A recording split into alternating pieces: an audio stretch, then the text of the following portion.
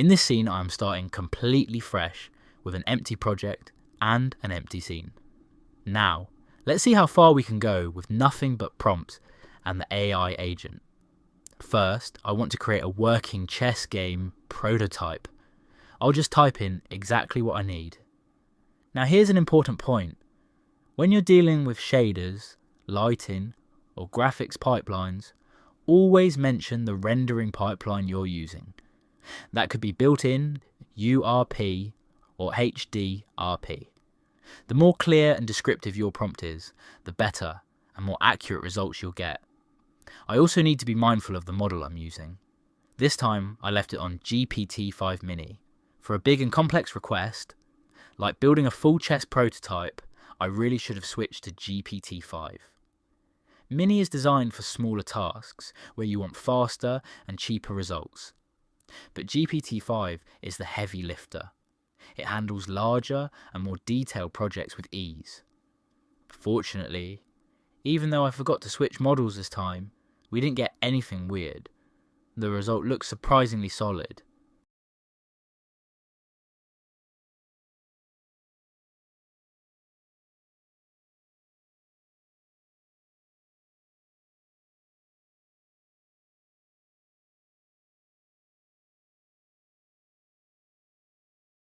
And here it is.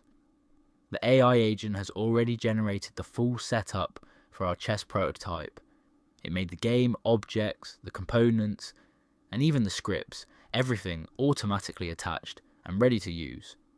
All of this created from nothing but a single written prompt. Let's hit play and test it out.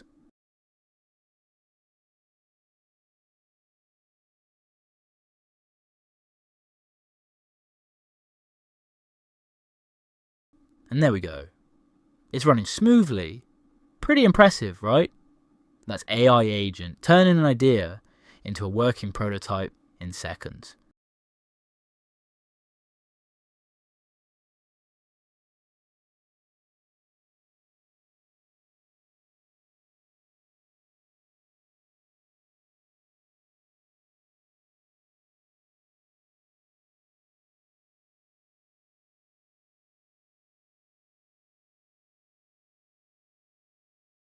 Now, let's push it further.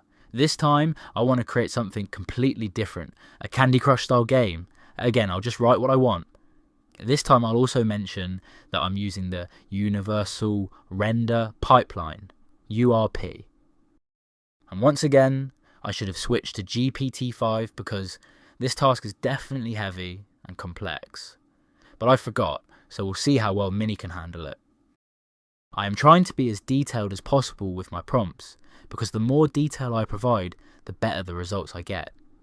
A well-written and descriptive prompt helps AI agent understand exactly what I want, making the output more accurate and reducing the chances of missing components or unexpected results.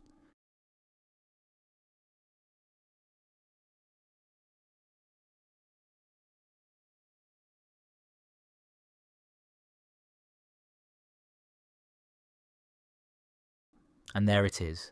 AI agent has once again generated everything we need. Game objects, scripts, components, all created and already connected. All I had to do was describe it in natural language. Before testing, it's always a good idea to quickly check the inspector. Sometimes the AI leaves a few empty fields where you just need to assign a value. It takes only a minute, but it makes sure everything runs smoothly.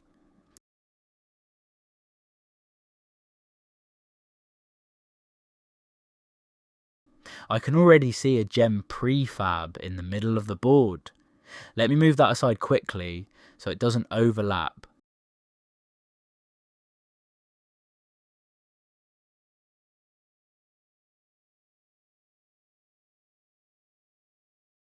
Perfect. Everything works just as expected. Pretty impressive, right? We just went from nothing to a working Candy Crush style prototype in a matter of minutes.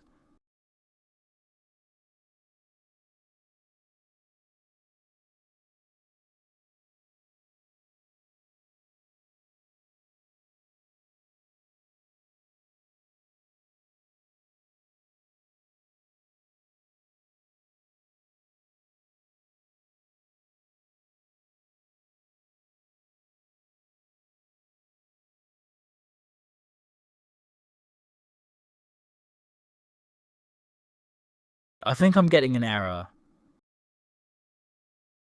It's a null reference error. That's probably happening because I didn't save the gem as a prefab. Right now, the gem keeps getting destroyed and spawned again, which is causing the issue. No worries, it's an easy fix. We can also add more gem colours. Currently, it's set to just 3 different colours.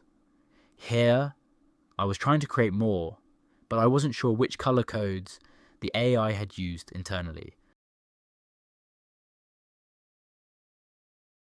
I thought it might work with the hex code, so I created a material to test it out, but unfortunately, it didn't work the way I expected.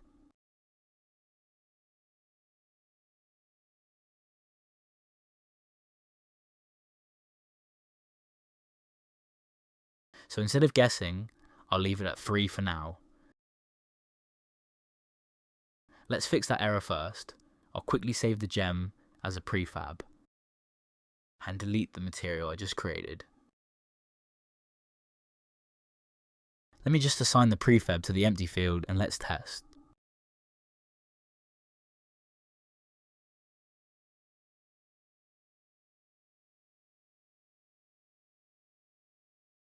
No more null reference error. Perfect. Everything is working exactly as intended. The chess prototype worked, the Candy Crush prototype worked, and all of this was done with just prompts. That's AI agent, pretty cool, isn't it?